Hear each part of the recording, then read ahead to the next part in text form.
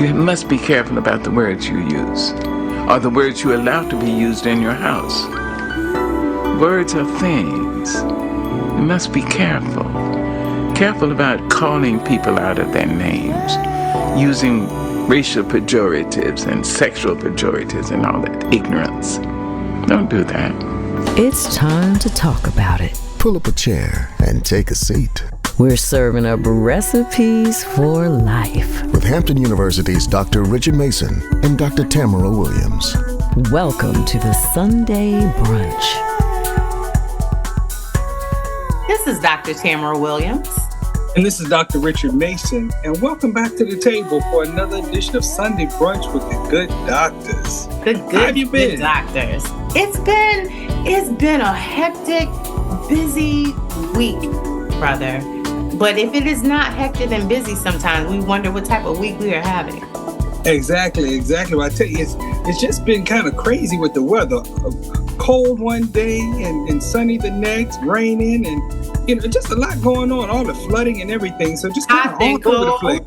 Yeah, just all over the place. Not really figuring out, knowing how to dress or anything. In layers is what I'm finding out is that we're having to do things in layers. It's not like it was last year or the year before. It's almost like bipolar weather is what I call it. Hey, exactly. My grandmother would call it pneumonia weather, but I think bipolar is a better fit. Up, down, all around is going with all the feelings. Indeed. And since we always have that conversation about mental health, not knowing what you're going to get, that you get that feeling when you deal with someone who has some of those concerns. Exactly. We need to get a treatment plan, or Mother Nature. Somebody needs a treatment plan right now. It may be us. The more we continue, physician, heal thyself. We're going to have to heal ourselves. Exactly. But how has your week been? You've had a great week? It's been a good week. It's been, like I said, just a busy week. A lot of stuff going on just with work and everything else and all, but definitely a good week. Some great things happening in the community and all. And so just excited about what's to come. Absolutely. That's the beautiful thing about tomorrows. Mm-hmm. Tomorrows are so full of hope. And the fact that whatever you didn't get right today, Lord willing, you have a tomorrow. Exactly. To adjust. But that's my thing. I always say, so long as I'm on this side of the dirt, it's another day to get it right. That part. So since they've heard the good word, now they're with the good doctors. We have a great conversation today. I'm so excited. Here we are still in Women's History Month. We're going to stay here a little bit and just love on the other women out there, especially chocolate women who are out there doing their best work, who are inspiring other people. Absolutely. And our guest today fits so well in that category because she's been doing this good work for some time. She's not new to it. She's true to it. And I think that there's a lot of people who could benefit from understanding other aspects of mental health, not just us as psychologists or counselors, but there's also people out there called psychiatrists. Yes. And they do some great work. Yes. And this one does some great work. I know her work. She does some great work. Great work. Much fortitude in her work. And she deals with all types of populations, specifically one that we have talked about before. But I'm so interested to have the conversation with her, to get tips from her, just to glean any information we can from how she became who she is. Because somebody out there, representation matters. Exactly. And when you see someone that looks like you, that makes a big difference. It really does make a big, big difference and all. And so, once again, being in this Women's History Month, she is certainly setting the example and being an example for young women to follow. Absolutely. Well, I'm going to go ahead and let you. Well, go ahead and get started. You know where I'm headed. Go ahead and tell the people where you're headed. Yeah, I'm going to the buffet. When I see the bacon arrive, I get up and go. All right. It's fresh too. So listen, bro, as I introduce our guest, you already know my simple request. Yep, I got your biscuits and your honey butter on the way back with that bacon. Thank you, sir. I appreciate that. It's like I say every week, it's nice to sit at the table where you can be appreciated and understood. where all the words don't have to be said. It's just nice to have those conversations. But I want to welcome to the Sunday Brunch table. Welcome, welcome, welcome, Dr. LaWanna Collins, the psychiatrist extraordinaire. Yes, welcome, Thank you welcome. so much. Thank you all so much for having me. I'm so excited. This is wonderful. I'm excited about the brunch. Now, I just have to request shrimp and grits. Shrimp and grits? I think we have that on the menu. I think we can make that happen. Oh, no doubt, no doubt. Hook her up, bro. Hook her up. Yeah, and listen, the shrimp and grits here are seasoned with that andouille sausage, so I hope you like that little spicy to it. Oh. Got a little kick. I don't do the meat. But if you could put some hot sauce in there, we'd be good. I could do. All right. Okay. I'll make sure I tell the chef in the back. We got you covered. It's nice to have connections. Yeah, exactly. It's all good at the table. Just let us know what you want. We got you covered. I know that's right. But thank you, Dr. Collins, for agreeing just to come out and dine with us.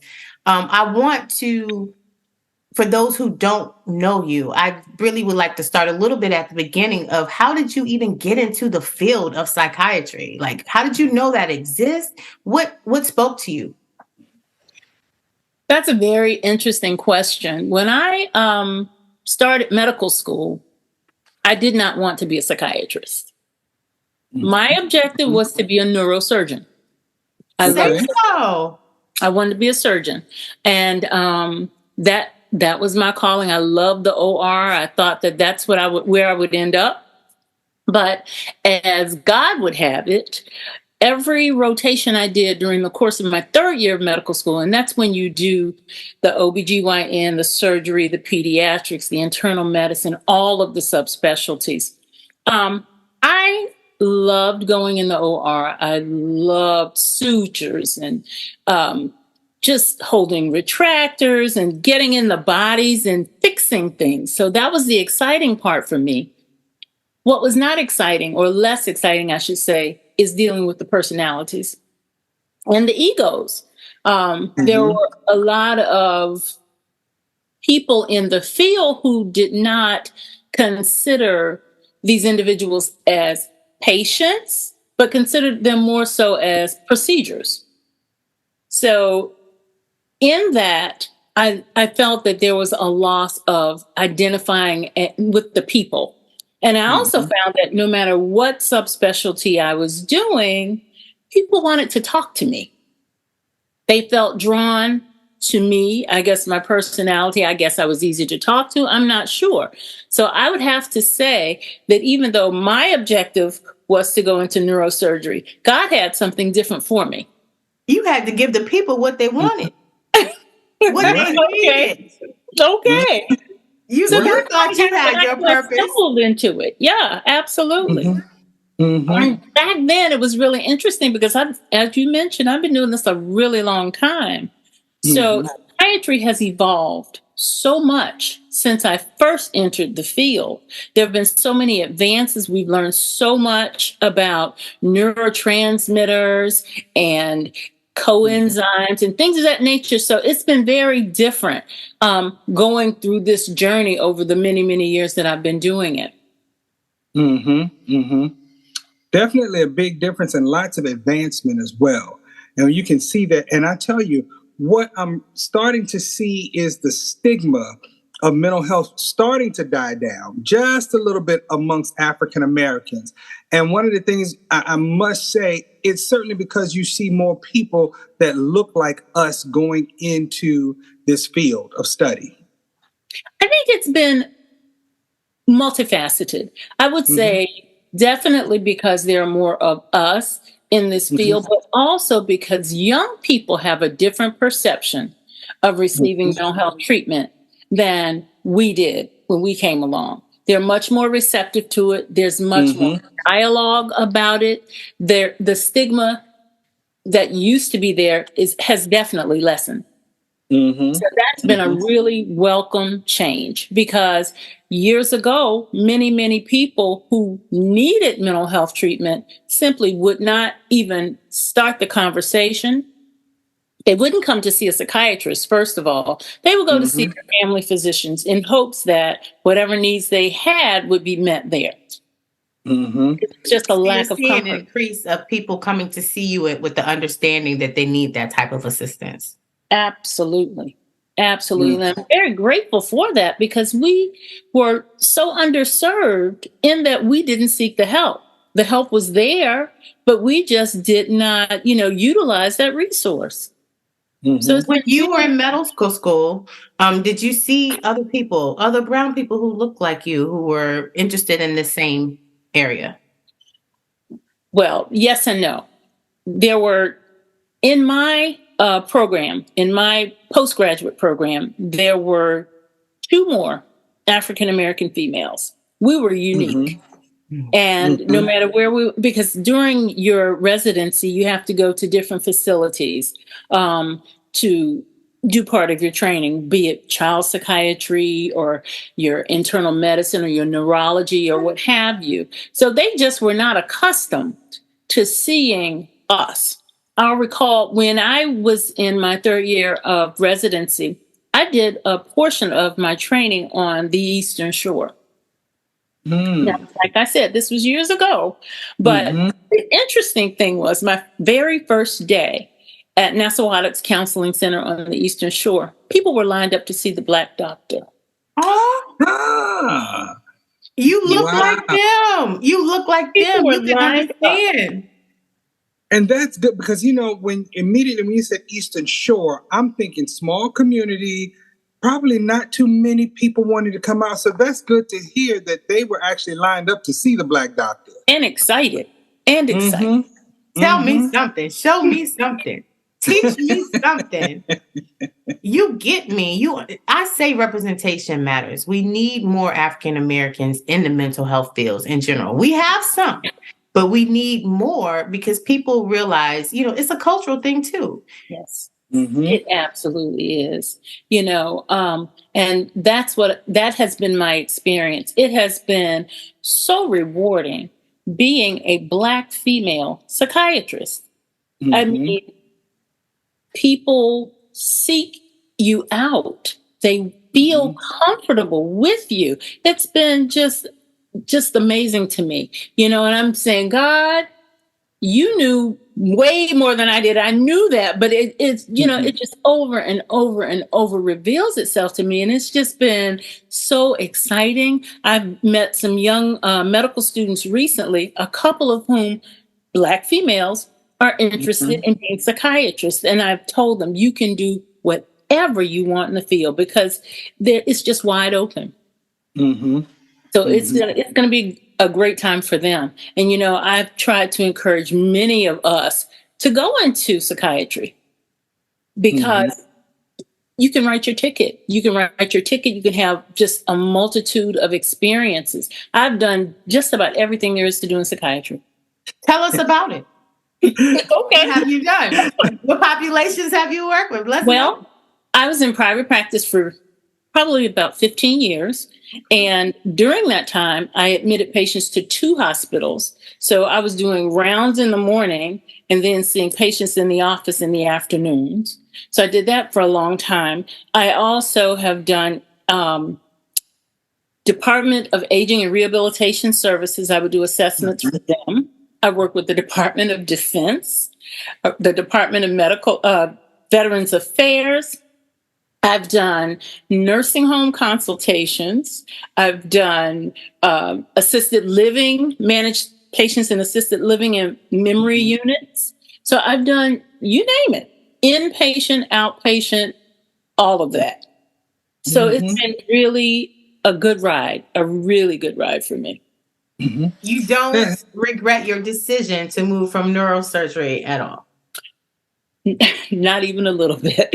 Not even a little bit. No. It's nice when you're moving in your purpose. Yes. And your calling. You seem very excited. There's so many people who on a day-to-day basis question whether or not they want to go to work, if they want to show up. But what I hear from you, even at this time of day on a Sunday, that you are just so excited about your job, about how you can help and assist other people. I absolutely love what I do. without a doubt. I love it. Mm-hmm. Now some of the populations, as we were listening to you talk about what you've done, it sounds like you're in an area working with seniors, gerontology and all. So is that your specialty? No, I've done that. Right now I'm in an interesting space. I am self-employed. Okay. I contract out. I'm the owner and CEO of Quads World LLC. That's the name of my company. For my son. And I contract with the Department of Veterans Affairs. So I see some of their patients. I contract with some correctional facilities. And as a result of that, I do telemedicine. So I'm not going, I used to go to the facilities several years ago, but I started doing telemedicine before telemedicine was cool. I started doing telemedicine back in 2016. Prior to COVID, before everybody started getting prior to COVID. Yes. Mm-hmm. So I see patients in a couple of correctional facilities across the state and just do psychiatric assessments. I manage their medications. I order their labs. I do all of that. Mm-hmm. From the comfort of home. Virtually. From the comfort of home. Yeah. Virtually. Virtually. Yes. Talk about it. We're not fans of Zoom. However, the fact that you can literally collect your coins from many different places and be in the same place as you're collecting those things, that's amazing. Yeah. Yeah. Do you tap into rural communities like that as well? Because I know a lot of times, a lot of doctors were getting into, telehealth because of the need for resources in some of the rural communities. There's a facility out in the western part of the state, New River Valley Regional Jail. That's near Pulaski. Yes. And, that's very rural out in that area. I would see their patients once a week. Virtually. And, the unfortunate thing, especially with the correctional system, there are many individuals who would not otherwise receive medical care, mental health care, because they just don't either have the resources or they just don't go. So once they are incarcerated, they have access. And I used to be a psychologist in a prison, and they seek the access because being incarcerated and isolated leads you to depression and a lot of other things that happen there in the prison. So they're constantly looking for someone to help normalize them outside of an inmate number. Absolutely. And some of them really don't have a lot of needs in terms of medication, but they really just want someone to talk to have a normal conversation. Not about being incarcerated, not about their legal situations, but maybe some life stressors, because life, as the young people say, life be lifing. And while you're in jail. The days, okay? So even when you're in jail, listen, life be really life. Some of them have life. Right. In jail, so it's life and for real out there. Yeah, so family issues don't stop just because you're incarcerated. Financial issues definitely don't stop. And so they have an opportunity to talk to other mental health professionals and then get to see me in terms of whether or not they need medication.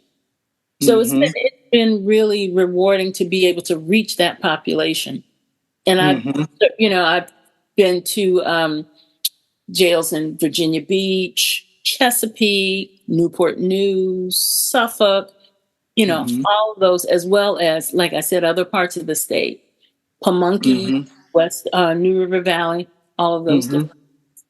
And that's good, because I know one of the things that several years ago, they were just talking about the number of people needing resources in areas of mental health as related to incarceration and stuff like that, or whatever. Because I know some jurisdictions have actually established like a mental health court as well. So it's good that you have the ability now from a telehealth perspective to even provide those services to some of the rural areas that otherwise they just would not receive any types of services.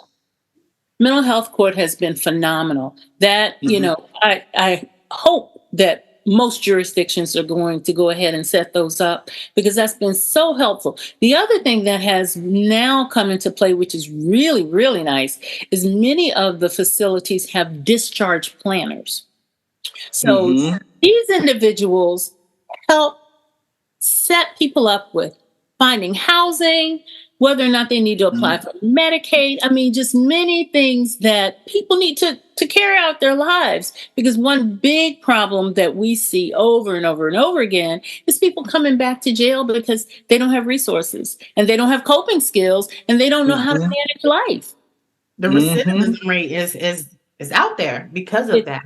Yes, it is. I tell you, I had an individual when I used to actually go to the jail. I had an individual who would come in about once every 6 weeks or so. The man had schizophrenia. He had no business in jail. He would get arrested for things like panhandling at the McDonald's drive-thru. Which he will continue to do. Which he will absolutely continue to do. But he would come back to jail and say, "Hey, Dr. Collins, it's time for my shot." He would come back in time because he would get a monthly injection of his antipsychotic medication. He would come back because he wanted to get a shot. So he'd go panhandle because he knew he would get arrested and he'd come back. And because he was smart enough to know, but he was smart enough to know that's where he was going to get that quality of care. Yes. And otherwise, it could be a struggle of him trying to get that shot that he needed to be able to function. Yes. To even afford it potentially, or to get an appointment set up, because sometimes it takes some time to get, set up in those type of appointments. Most times it takes some time because what happens in many of the systems, you have to do an assessment with maybe a social worker or an intake person. And it could be weeks or even months before you can see a physician to get your medication, or a medication provider, even a nurse practitioner. It could take months to get to that individual. So meanwhile, you have someone with a chronic mental illness who's unmedicated, who's out on the street. Right. Several years ago, I remember volunteering with one of the homeless programs. And just being out there talking to people. I think we have a misconception in terms of people being homeless. Sometimes folks want to have the mindset, oh, they're just lazy. They don't want to work and this, that, and the other, whatever. But they are out there with some mental health challenges. And that's the reality of it all. And talking to some of the people, a couple folks that I talked to, it was certainly a lack of resources. But also where they were comfortable. You know what I mean? They were okay with where they were. And of course, we're looking at it as, hey, let's try to get you somewhere else. Let's get you situated, get you comfortable and stuff like that or whatever. But this is what they know. And sometimes being able to, come out of your comfort zone is just a challenge. Yeah. And not having the mental health support that they need to get to that place that they can be taken out of that comfort zone. And so that was one of I remember having the conversation about, we are wanting to deal with the issue of homelessness by just providing housing, but it takes more than that. Way more than that. You can get something, but that doesn't mean you can keep it though. Right. If you don't have the wherewithal, the problem solving, the responsibility, those aspects, you're going to lose all those things. I think that's the best part of what you're providing, Dr. Collins, is that education that comes along with that. We always say on our show, when we know better, we can do better. Yeah. Well, the interesting thing is it's needed. Services are needed on all levels. We need the qualified mental health professionals. We need the social workers, the licensed clinical social workers, the psychologists, the psychiatrists, the LPCs. We need it all across the board, because there's a shortage across all of those. And there's so many people out here who don't have access, who don't have resources, and it's just so needed. The more we go through as a society, the more stressors we have, the more people fall into mental illness and need help. So in addition to there being more awareness about mental health, there's also an increase in the number of individuals who need mental health. Because they're aware that they need this assistance now, right? Need the assistance. So we have a shortage of providers. We have an increase in the number of individuals who need the services. And so, things are just out of balance. And then we have life stressors that are going on that are increased. I mean, you will encounter individuals who, quote, don't have any mental health issues who are now saying, you know what? I'm having a hard time coping. I'm really stressing out. I'm having, and this is every day, I'm having problems sleeping. That's the number one complaint you will hear. I can't sleep. I can't sleep. And that's across, it doesn't matter what you look like. It doesn't matter how much money you make. It doesn't matter how much education. That stress affects you. And eventually it can manifest itself in physical problems. May start with sleep, but it may, develop into heart palpitations. It can, or weight gain because you stress eat, or weight loss because you can't eat because you're stressed out. So there's so many people who need services, and every opportunity we get, I feel, and that I'm talking about all of us here around the table. Every opportunity we get, number one, to educate, and number two, to encourage other people to go in the field. I think we really need to do that. Which is why you are at this table today, at this good brunch table, because people need to know it is an option, and it's almost a responsibility for us who are called to be so. And it's not always convenient, even though we all sound happy when we're talking about the table. It takes a toll on us too when you're dealing with other people's issues consistently. But it doesn't mean that we won't continue to do so, because somebody's got to fight these good fights out here. Yes. Life is lifing. Life is life. Yes, exactly.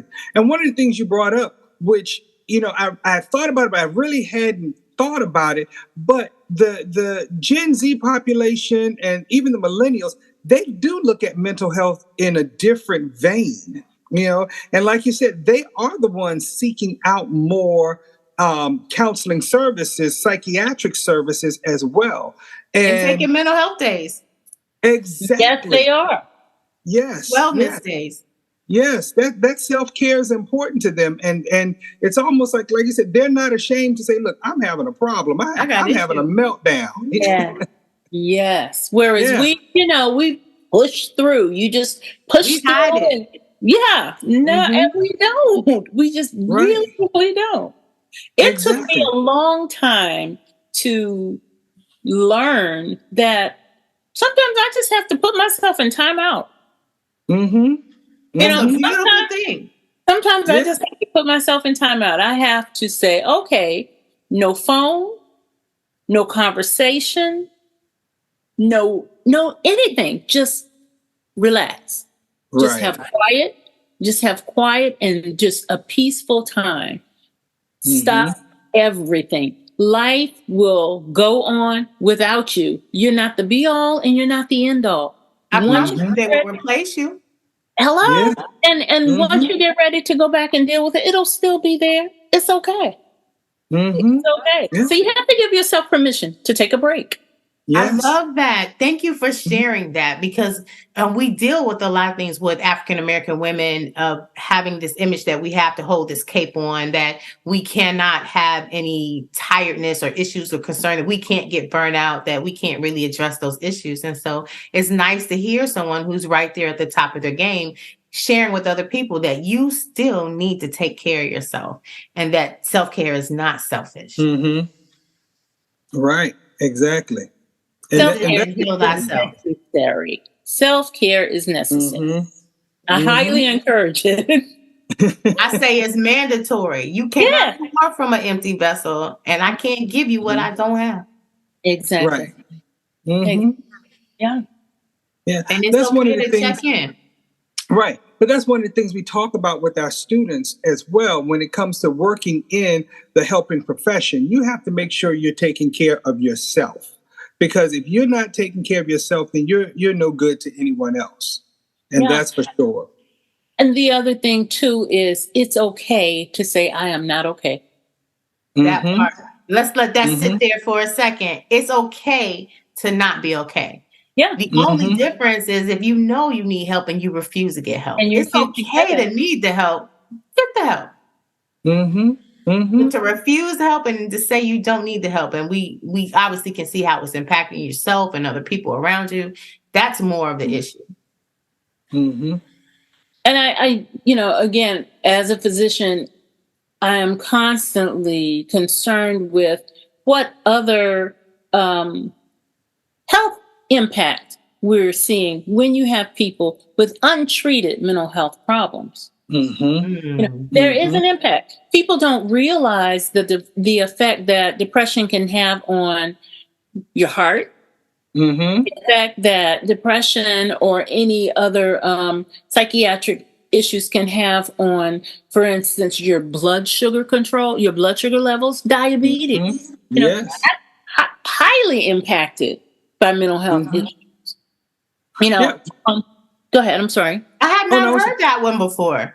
Yeah, well, the ACE assessment, when, all of the studies that were done on adverse childhood experiences, that's one of the things we look at as it relates to trauma and a lot of different things where kids are experiencing domestic violence, lack of food in the home, things of that nature, recognizing the things that, school shootings and things of that nature that happen, untreated, it can. And that was one of the things that I think it was Dr. Nadine Burke who actually pointed out all of this stuff in a study. She was studying, some of those issues for another area, but realized that those things were also, those adverse childhood experiences did have an effect on hypertension, heart disease, diabetes, like you said. And no one really thinks about, sugar moving through the bloodstream and what all of that does. But guess what? All of that's affected. So you're right. Cortisol. Cortisol is, the steroid actually that is elevated in depression. Well, it also, when it's elevated, in addition to being related to depression, it elevates your blood sugar. So, there's a definite mind-body connection. And let me just say, I mentioned that I was interested in neurosurgery and I landed in psychiatry because this is what God wanted me to do. But that was no accident. And I'll tell you why. I'm board certified. Our boards are under the board of the American Board of Psychiatry and Neurology. So 40% of our board certification is in neurology. That's no accident. You need to know that because it absolutely plays an impact on psychology and neurosis and all those other things. Yes. And looking further, stress can lead to elevations in blood pressure, which can lead to what? Strokes. Yes, exactly. Yeah. Okay. So there's a mind-body connection that we absolutely cannot ignore. And the more advances we've made in the field, the more we can see those mind-body connections. It used to be that the only real procedure, so to speak, that psychiatrists would perform was ECT, electroconvulsive therapy. Well, fortunately, we don't have to just rely on that, although it's still used and it's still very, very effective in treating refractory depression. But we've advanced so much that there are so many others. We have transcranial magnetic treatments that you can do. There's a device that attaches to the earlobe that emits pulses that helps in the treatment of anxiety. So we have so many different resources now that we didn't used to have because we've learned so much more and we've acknowledged this connection between the mind and the body. And so it's just kind of, leaps and bounds from where I first started when I left training to now. Every year, there's just so much more that's coming out, and it's just mind-boggling. Definitely so. And ideally, when we talk to our students, about, on our end in terms of counseling, but we also have to talk about some of the other areas as well. And so it's definitely good for them to hear about the connection as it relates to psychiatry, as well in terms of just the mental health component, because oftentimes we don't really get into that a whole lot, and so students being able to hear that side of things, and definitely for our listening audience to see, because once again, back to that stigma, you hear psychiatry, it becomes, oh no, I'm not crazy. Meds. Don't exactly. You chemically imbalanced. Exactly. But you just don't understand what's absolutely necessary, and how just that tune-up, that checkup can make a big difference in terms of what's what. And I know we oftentimes run from, the medication or the medical approach per se in terms of dealing with mental health issues, because most folks think, I don't want to take medicine. But the right medication is what makes a difference. All the difference. I liken that to the same thing about if you had high blood pressure, you had something else, you would want to go to the doctor and have that adjusted. If you have diabetes, whatever that medical condition is, you would want to have it adjusted. The same thing happens with mental health. Mm-hmm. I tell my patients, many of them that I'm, who have not seen a psychiatrist before, I say, I know that you've had this depression for a really long time and it's not been treated, because many people who come to see me have had depression for years and years and years and years and years. They tried everything else. They tried everything else. And, they come to me and I say, I know you've had this for a long time and it's not been treated, but I see that you've also had hypertension for a long time. How long have you been on your high blood pressure medication? 15 years. Okay, that's interesting. Why do you take it? Why do you take that medication? Well, because if I don't take it, my blood pressure will go up and I can have a stroke. I said, and so if you have a stroke, so what? Well, I could die. That's interesting. So do you realize that if you go for years and years and years and your depression worsens, you can become suicidal. And you can die. And you can die. Mm-hmm. Well, I hadn't thought about it like that, Doc. Well, you need to think about it like that. Mm-hmm. Depression is a real, legitimate medical condition. It needs to be treated. Mm-hmm. And it doesn't just always need to be treated with medication. Medication and therapy together work better than either alone. Yes. Mm-hmm. And then they're like, oh, I hadn't thought about it like that. Mm-hmm. So here again, we have to educate. We have to educate. I've had patients come to me with thyroid conditions, and they were undiagnosed thyroid conditions. So when someone comes in and, they have depression or depressive symptoms, I guess I should say, and, they haven't had a thorough workup, before we do anything else, we get labs. Mm-hmm. Because there are many untreated medical conditions, physical medical conditions, that have psychiatric manifestations. Mm-hmm. So if I have a patient who's complaining, oh, I'm gaining all this weight and I'm just so depressed and I don't have any energy, the first thing I'm going to do is not put them on antidepressant medication. The first thing I'm going to do is get a panel. I get a complete blood count. I get a metabolic panel. I get a thyroid panel. And I look at liver function, kidney function, the whole 9 yards, whether or not they're anemic, because anemia can make you tired, make you depressed. And there have been times that the only thing wrong is this person has hypothyroidism, an underactive thyroid. Once they're put on that medication and I send them back to their primary care physician to get that, they're fine. So we just have to make sure that people are receptive, that, they kind of lose that stigma. And, even though younger people now are much more open, I have found in recent years, older people are getting more, or have less stigma as well. They're getting a little more comfortable with the concept, with the thought of actually coming to see mental health professionals. And so that's been a welcome change.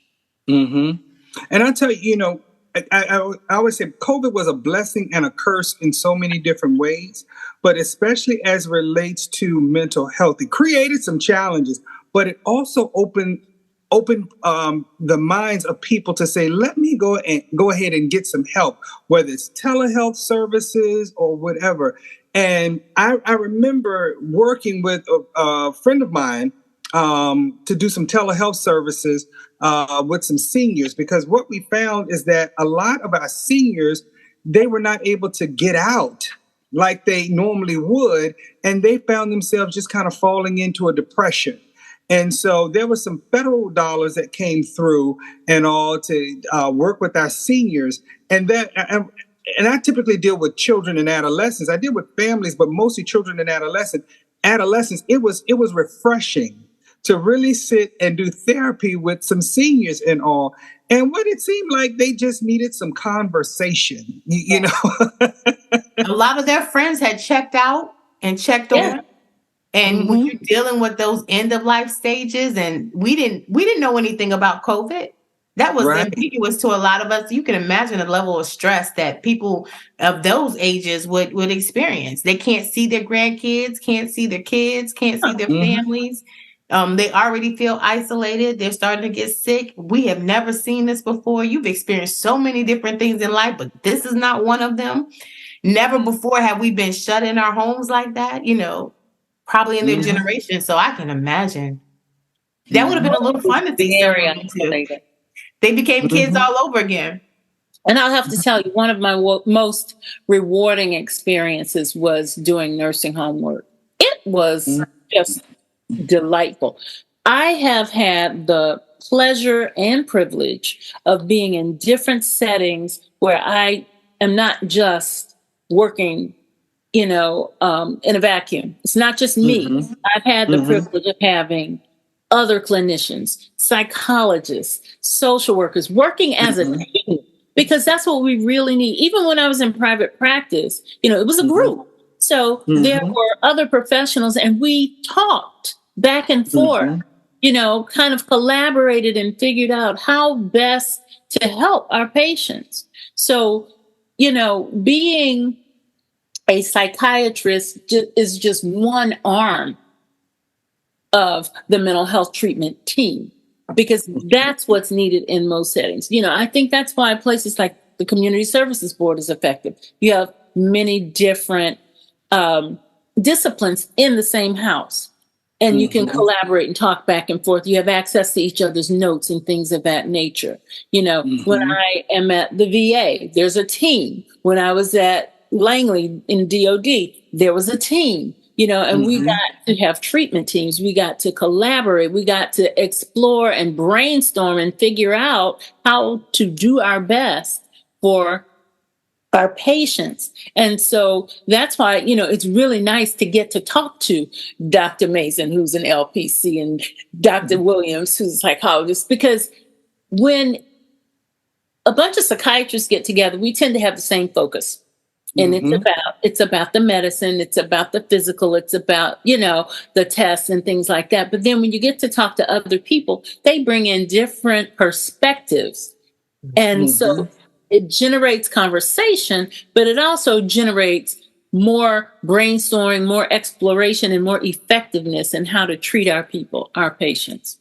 That's that whole integrated care model. And I'll tell you, one of the things from working with schools and doing some of the consulting work I do with school divisions, that's the piece that we build. We build those integrated care model teams where it's not just the school counselor acting in isolation, the school psychologist, the nurse, coming to the table to really sit down and talk about a child who's having challenges. Because guess what? The school nurse may see this kid every other day in the nurse's office complaining of a bellyache. Okay, something's going on here. Okay, so now the school social worker may be able to find out what's going on in the home. The school counselor is looking at, wait a minute, this kid is falling behind the grades and with their grades and things of that nature. But we get a full picture of this kid when we come together from an integrated care model. And that's basically what you described that hospitals use, and it best benefits, have the best benefits for patients when we take that approach. It's a complete care model, and that's what we need across the board. So that you're exactly right when it comes to that. And they feel cared for. when they They see do other feel people Mhm. involved in that way in different perspectives. And there's a lot more emphasis now in terms of medical education and psychiatric training on the biopsychosocial model, as opposed to just the bio model. That's your specialty, coming from that bio perspective, but being able to open up to those other parts to Yeah. get the complete biopsychosocial. Yeah. Absolutely. I like the fact that you've integrated even the cultural aspect to that. Oh, yeah. Biopsychoculture, like that part of understanding that our people can go and then talk to you and they feel as if you can hear them. You're not just trying to throw them on things, but you're coming from a whole cohesive point of how to assist them. It's been an interesting experience because, of course, all patients are different. And, I have some patients who come to me and want a pill just to fix whatever it is. And it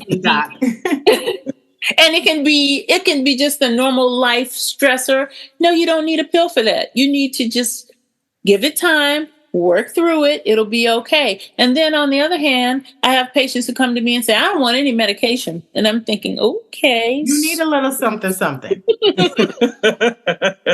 It's going to help assist you. So you're then having a different conversation with right. Them. Exactly. Because I'm thinking, why did you come to me? Right. I don't want any what I do. And so that's where, the education comes in and you have to meet them where they are and get them comfortable. I'm not going to put you on huge doses of anything. I always start low and I go slow. And I only give you what I think you need. If I don't think you need it, I'm not going to give it to you. And you can't make them take it. And so what a lot of people need to understand is the buy-in from that patient is so key to helping them grow and understand and assist them in that change. If they're not going to take it or only take it on the weekends or only take it during the weekdays, that's not going to be helpful. And then by the same token, you refer the patient for therapy and you have to say, listen, when you go to therapy, you have to be open and honest. If you're not open and honest, you're not going to benefit. So there has to be a buy-in all the way around. I know some psychiatrists do some therapy. Do you get into any of that yourself, or do you kind of hold yourself to doing more of the psychiatric evaluations and medication management? I do not do therapy. And to find a psychiatrist that does therapy, it's hard, right? It's only on TV. That's why I had to say it. That's why I wanted to put that out there, because a lot of people have that far between. Yeah. Few and far between. Because for one thing, the time constraints. When I was in private practice, I was seeing patients, follow-ups were either every 10 to 15 minutes, if you could imagine. My follow-up appointments. Lengthy ones were 30 minutes. But never, ever was a follow-up longer than that. My initial patients were 45 minutes to an hour. Most of the time, not an hour. So, and we, in private practice, of course, you double book. Because patients don't show up and there's empty slots and people need help. So it's a constant all day long. I mean, many, many, many days in private practice, I'd see 20, 25 patients. And I don't have the time to do the therapy. I just can't.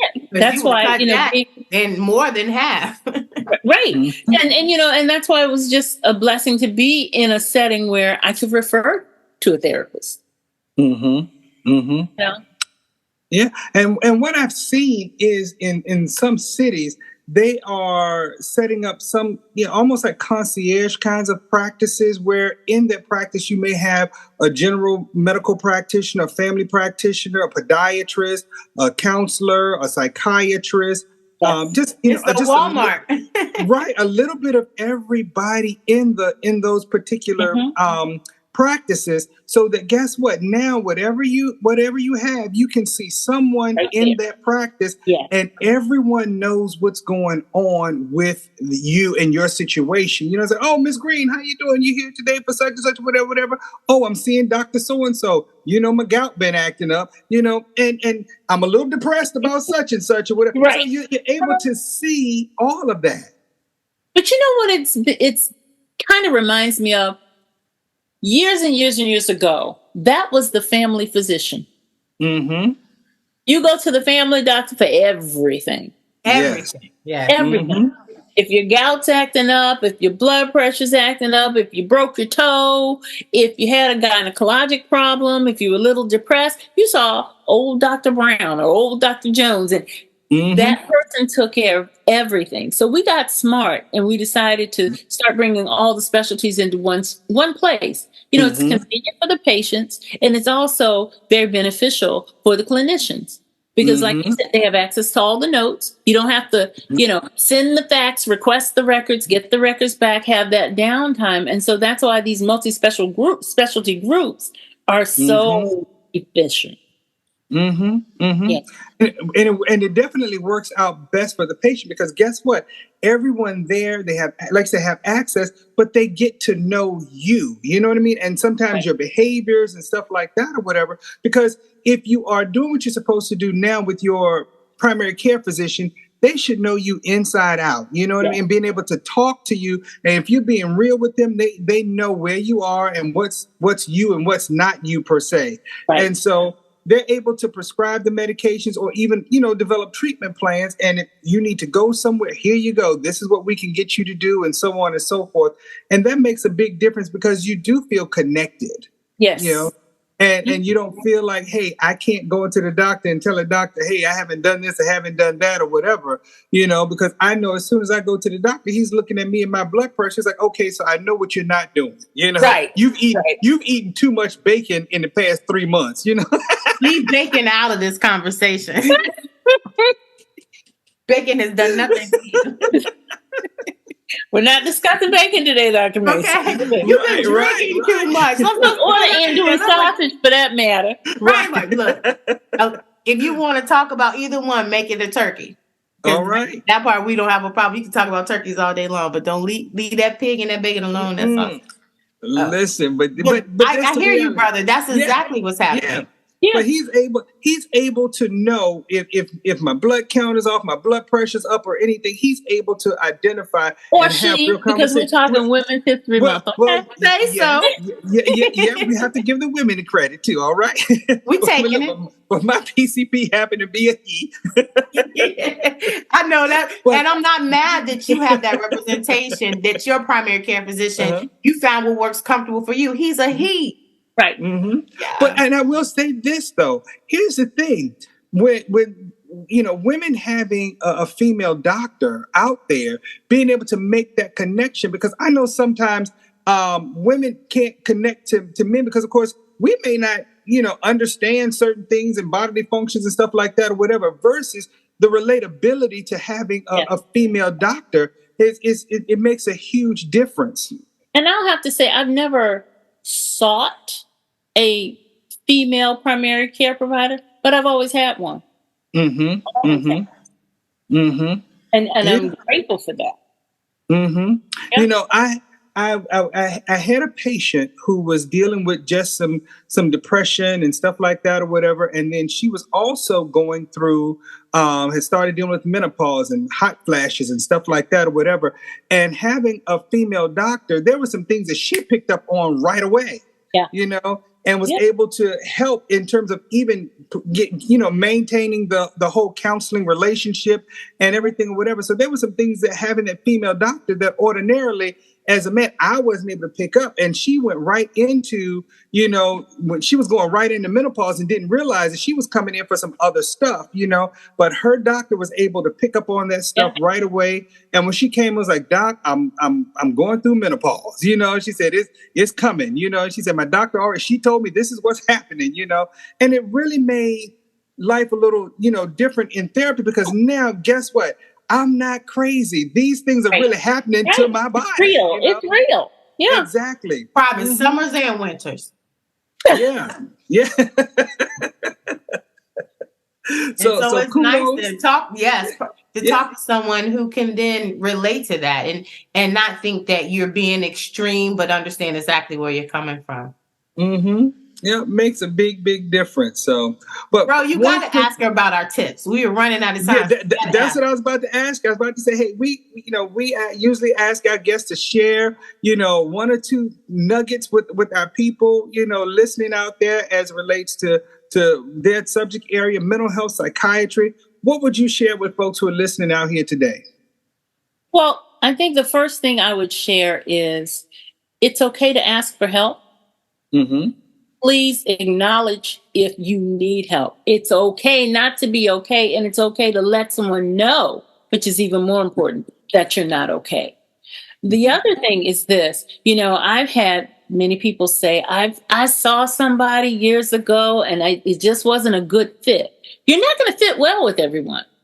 Mm-hmm. Find a person you connect with and stick with them. Mm-hmm. If you go to a doctor, if you go to a therapist, if you go to a counselor and it doesn't feel good, okay, but don't just drop out of treatment. Mm-hmm. Find someone else with whom you can connect. Mm-hmm. Because everybody's not for everybody. I have patients who, just didn't like me because I'm too direct. Okay, you might need someone who's warm and fuzzy. It's okay. But find that person and get the help that you need. So get what you need. Get what you need. Get what you need from whomever. Exactly. And that's the goal. All right. Well, thank you so much. This has been a great conversation here at the table. So thank you, Dr. Collins, for joining us today for Sunday Brunch. And we will see you all here. Once again, I am Dr. Richard Mason. I'm Dr. Tamara Williams. And we'll see you next week right here on WHOV 88.1. Keep your fork. The essence of HU.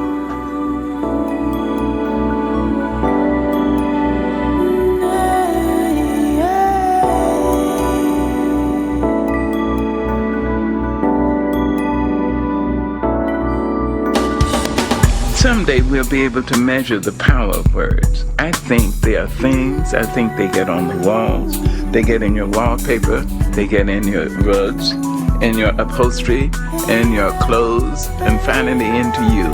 Thank you for joining us at the table. Tune in next Sunday at 1 p.m. for more delicious topical recipes for life on the Sunday Brunch.